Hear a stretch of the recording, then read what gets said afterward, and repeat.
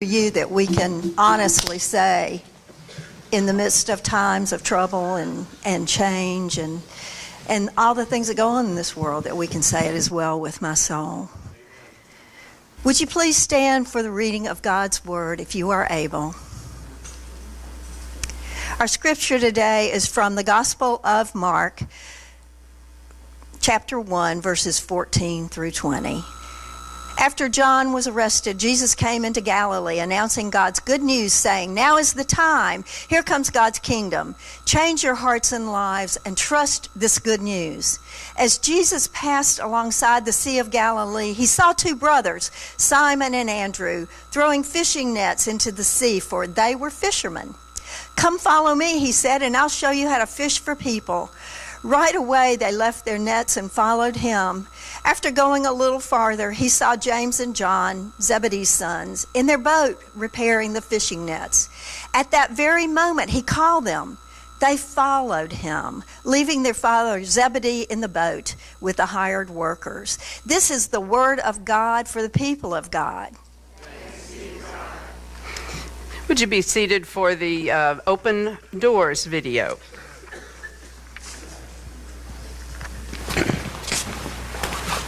Hannah, take one.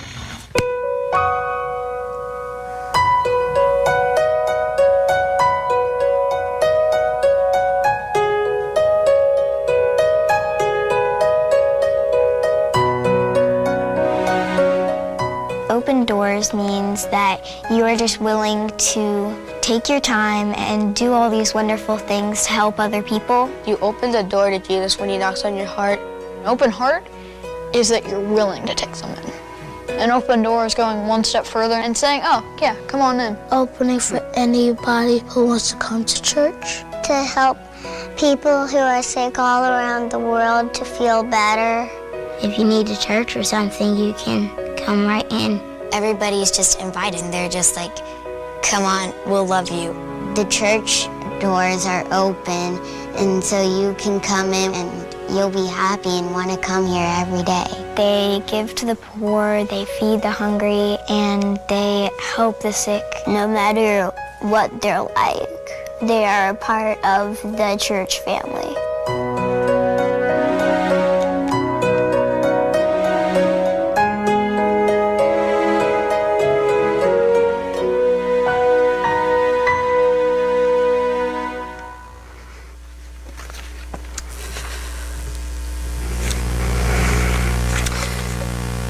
So about 10 days ago, we had the first of the Coffee with the Pastors. It's kind of a peculiar thing to say we're going to have coffee with the pastors, 2 out of 3 of whom are staying, but one of whom was going to meet some of these folks and then be leaving shortly. Some of our buildings did not get the message about open doors. We're generally, except on Sunday mornings, trying to use the elevator lobby doors for the entering of the buildings. So we had made sure that they were unlocked before we got together.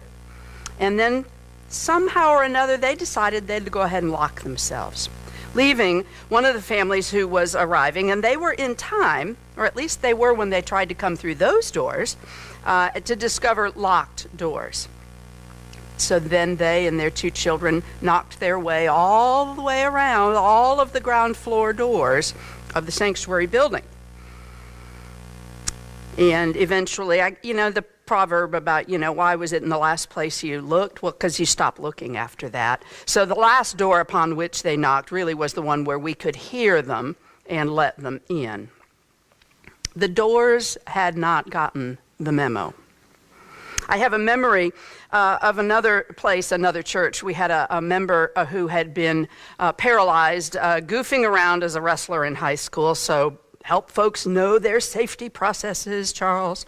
And he used a motorized wheelchair. Very proficient at it. He was perhaps 40 or so when I was there. He was in the Disciple 1 class. One night he got there a little bit late and discovered that it was, "Behold, I sit at the door and knock, and knock, and knock," because he could not get the door open, hold it open, and then get his scooter through in time. Thank goodness someone else was running even later and came and opened the door and held it open for him. Sometimes it's hard to figure out your way in to the people of God. Literally and figuratively, it's not always really clear where the on-ramps and the entry points, the doors, are.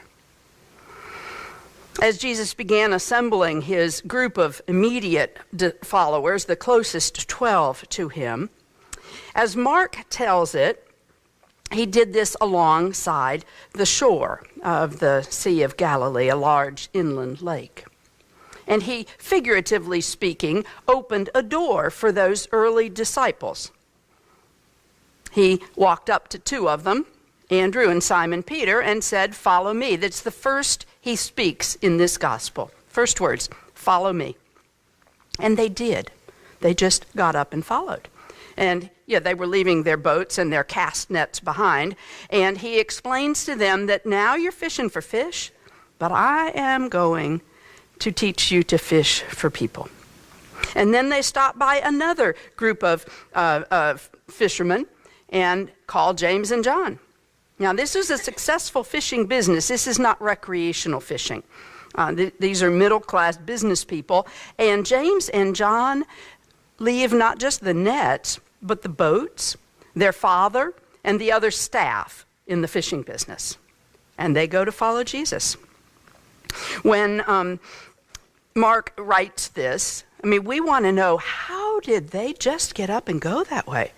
What motivated them to respond with a, "Oh, yes," rather than, "Oh, tell me more"? They just went. Now, apparently, Mark doesn't think that the motivation is essential to know. What is clear is that Jesus invited them, although it was an invitation that could well have been a sort of direction, much like, "Do you want to clean your room?" It may sound like an invitation. It isn't really. And somehow or another, they recognized his personal authority, and they were willing to literally get up and go.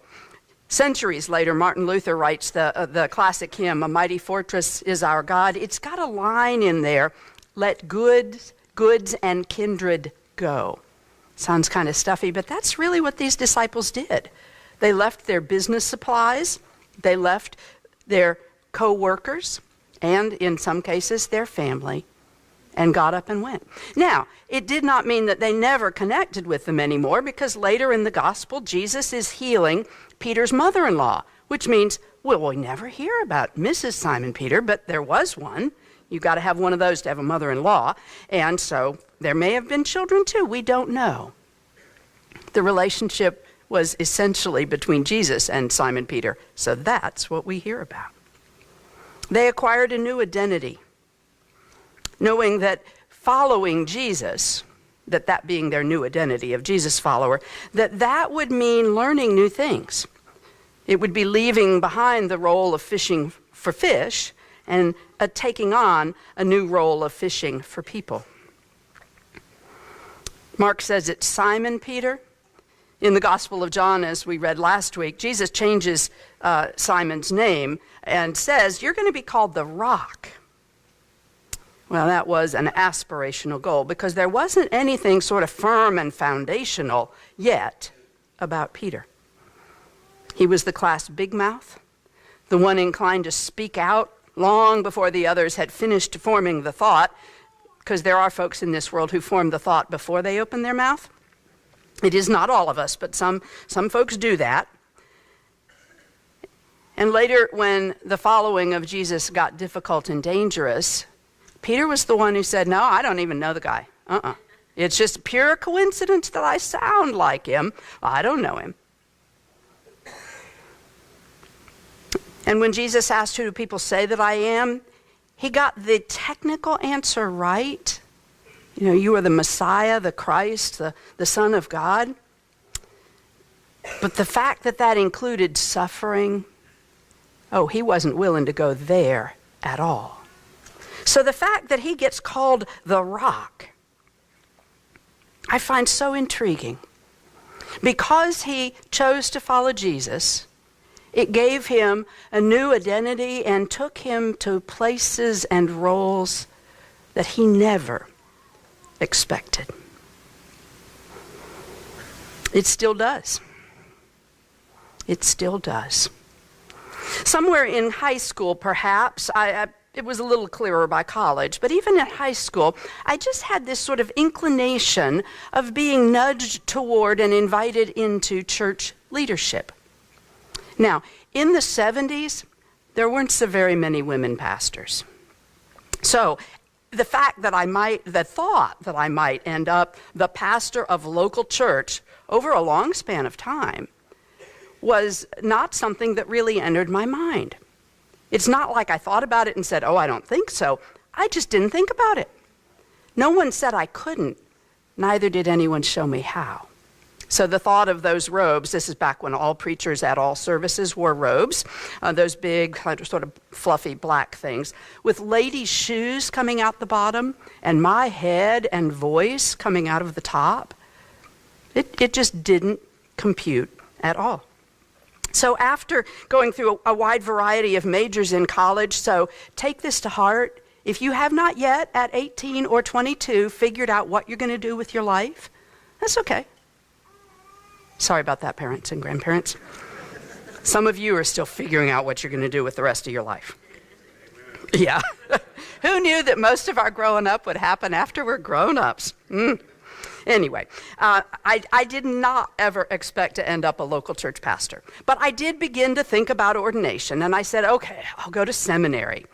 And I did, and I began the candidacy process and took the psychological tests that they give you to see, do you have some impulse control, do you have some emotional balance, can you tell the difference between your need and someone else's, because that's hard. Anyway, I took those tests, went off to the nice man in the north of Atlanta who did the interpreting of those for the Florida students. And he looked at me and said, now, you're not going into the local church, are you? And I said, well, no, I'm really thinking about campus ministry or teaching. And he said, whew, good. Okay. He said, because, you're kind of analytic and you're not really warm like a lot of folks expect preachers to be. And you're impatient when folks don't get the point and do the right thing. Oh, okay, well, don't worry about that, because I'm not going to do that. And, being a teacher, those would have been gifts. So I didn't ever expect to be doing this role, even when I was willing to do church leadership. And then I was certainly never going to be a preacher's wife. I knew the kind of pigeonholes we put them into, or at least used to. And Jim was never going to marry one of those angry women preachers, because in the 70s, we all were, because there were things to be mad about. And,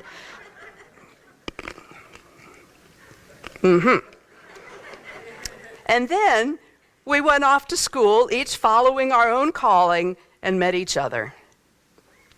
And ever since then, marriage and ministry have been sort of parallel tracks. I was ordained a deacon in 1982, and we got married in July of 1982. So from May to July, I had only the ordained role, and ever since, it's been both. So did I think I would serve farm churches where the band is bigger than the smaller of the two churches that I served? Did I think I would be a guinea pig for what it is to have a clergy couple appointed to a church in charge in 1991 when they sent us to Arlington? Now, it was handy because it was one nursery and one set of names, since we had a very tiny baby at that point. Did I think that over and over again we would go to churches that needed turnarounds because as a clergy couple we were in economy because we slept in the same house and were on the same insurance plan?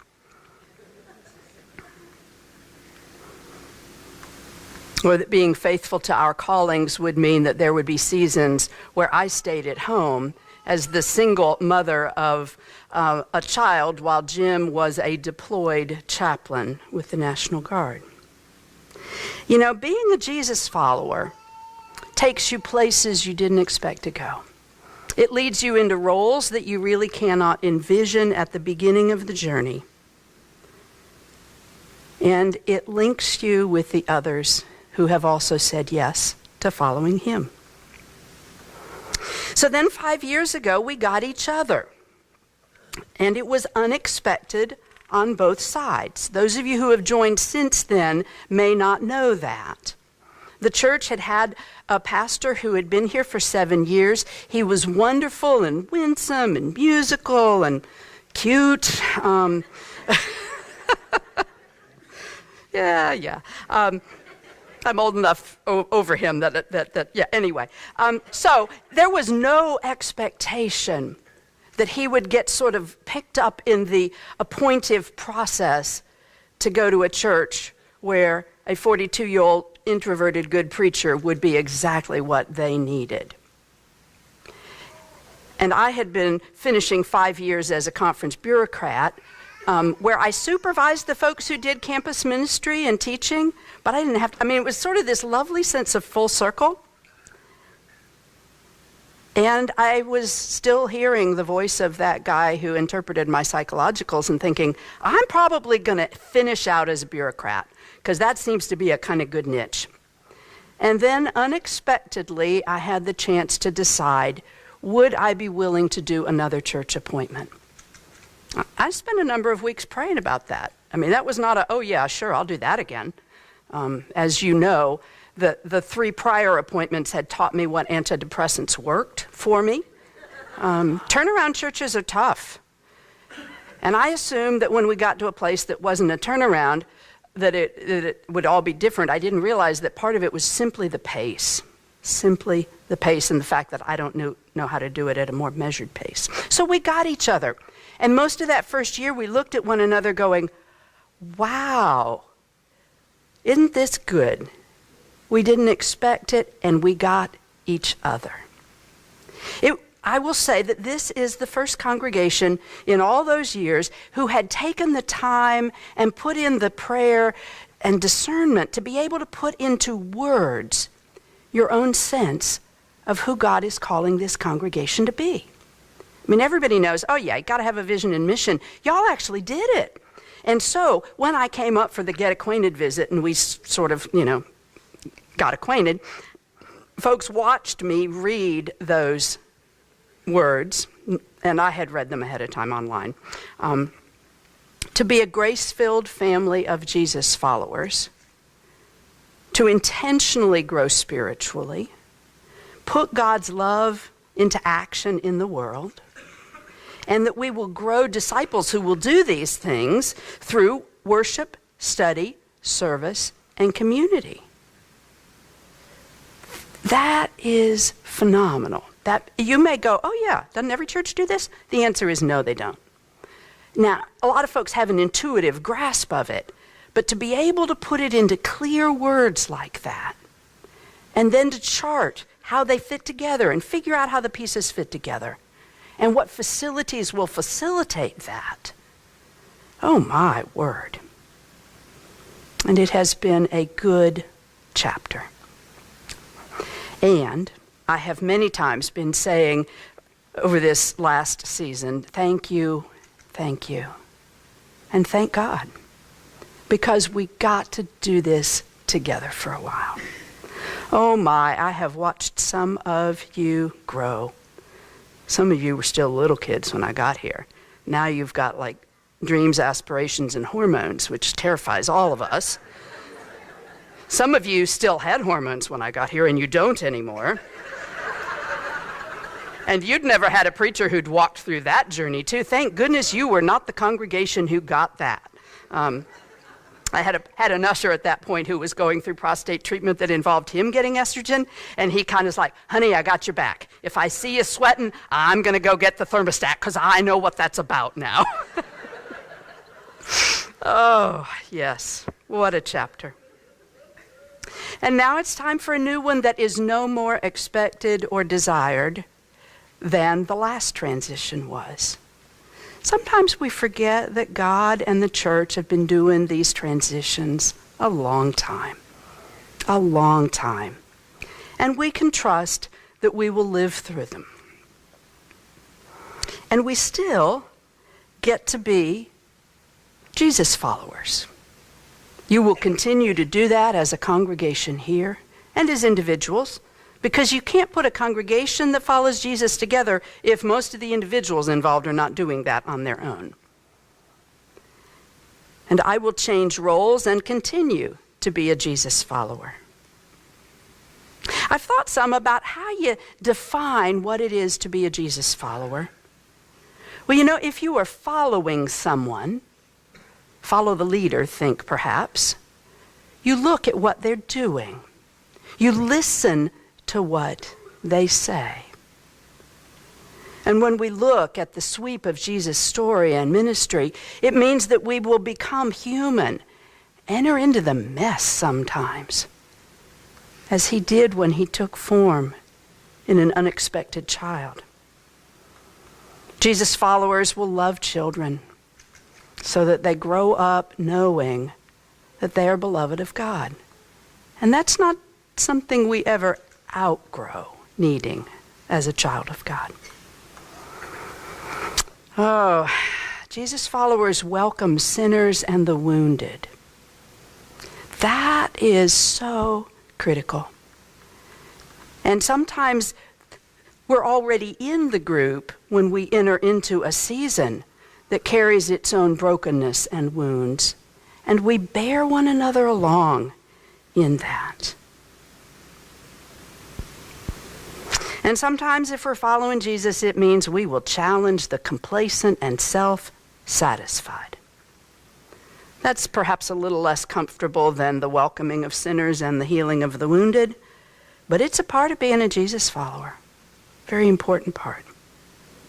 We'll confront injustice, offer mercy, and enter into suffering. That part that Peter didn't want to know about is still something Jesus does and that Jesus followers do. It has meant sometimes that we walk with the dying and comfort the grieving and do all of that knowing, at least confident and knowing, that death is not the final word. That is such a critical piece of the resurrection message. It feels so final. And it's not. Amen. So my hope for Memorial is that you will continue to cast that net wide and wider. Open the door broadly, as it will, because the world needs a lot more of that flavor of Jesus following. And the goal, of course, it's not that we end up being Jesus scholars. We need some of those folks. But we instead, in our prayers and commitments to one another, aim to grow in our trust of God and be found faithful in service to one another. So now there's a new change in our roles. My ordination those years ago was to word, order, and sacrament. I puzzled over that for some time because word made sense. That was preaching and teaching. Sacrament, that's baptism and communion. The whole order piece is like, what the heck is that? Well, it has to do with sort of structure. And banks for the river. If you have banks for a river, it can go somewhere and create power along the way. If you do not have banks for the river, you have a marsh, which is great if what you want is marshfront property. It is not good for a larger group. So in this last piece, I got to do a bunch of that. Didn't do so much of it early on. And the proportions, I will still continue to be a Jesus follower, but I will not do those roles as much. I will continue to express my identity in some new places and settings. I have 2 items. One of the things that I'm very happy to get rid of is this giant ring of keys. They're well labeled. They labeled them well before I got here. We've since demolished some of those rooms and doors, and I haven't gone through because, frankly, this has sat in my upper right-hand desk drawer for most of the ministry. I have 2 keys, the master key and the Maxwell Hall key. Those are the ones that I will turn in after I finish packing my office. But these and the responsibility they signify, I'm glad to be able to set those down. At Christmas, my uncle, who has a sense of whimsy that is probably no surprise to you, got me something that it's called a kitchen boa. A kitchen boa, so that you can wrap it around your neck or something like that. But when I pulled it out of the package and held it up, the family looked at that and said, "Well, that's a kitchen stole." Now, y'all don't see me very often wearing my robe and stole, but I looked at it and I thought, yes, it is. And now I continue to have my identity as a Jesus follower, but I get to express it in some different ways. Jim is kind of tickled about this because in the whole 4.5 years I've been here, I have not done a whole week's worth of menu planning, nor do I actually know where things are, all of them, at Publix. Jim took that on unexpectedly, but in the ways that full kernels organize things, he now has his own custom grocery list organized by the categories and the arrangement at Publix. And his goal is always to be able to go through the store without any backtracking. As many of you have discovered, he's willing to stop and talk, but he doesn't want to have to go backwards as he works on that. So it is a change, and I am so grateful because I got to be myself here. You know, when God calls any one of us, he calls us. And to be the kind of analytic, geeky, not too warm and fuzzy person that the psych person years ago said, "Oh, that's not going to work in the local church," I discovered that with some congregations, it really does. To have the gift to be for one another, the people of God, was amazing. We needed each other. You needed some of my experience, and I needed a place that didn't mind my wacky verbal humor and the capacity to ask, so what's the point of this? Whether this is a meeting or an event or a ministry, and to push us to say, well, how does it help us grow? How does it help us serve God? At the end of the Gospel of John, John and Peter are walking and talking together. It is after the resurrection, and it's the first real conversation that Peter and Jesus have had since Peter said, "No, I don't even know the guy." And so, to sort of balance the 3-time denial, Jesus asks 3 times, "So do you love me? Do you love me? Peter, do you love me?" And 3 times Peter says, "Well, yes, you know that."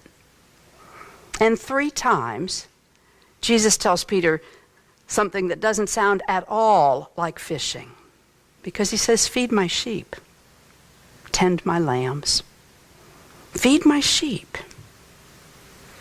And then Jesus tells Peter, there'll come a chapter where you won't get to be in charge of yourself near as much.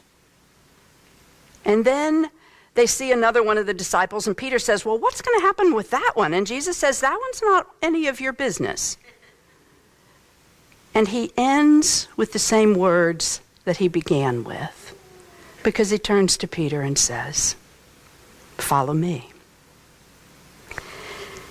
And it is the same life-changing invitation that he continues to offer to each of us, because we don't just choose it once. We choose it again and again and again. And in God's grace, even though our roles change, we are still Jesus followers, linked by him. Amen.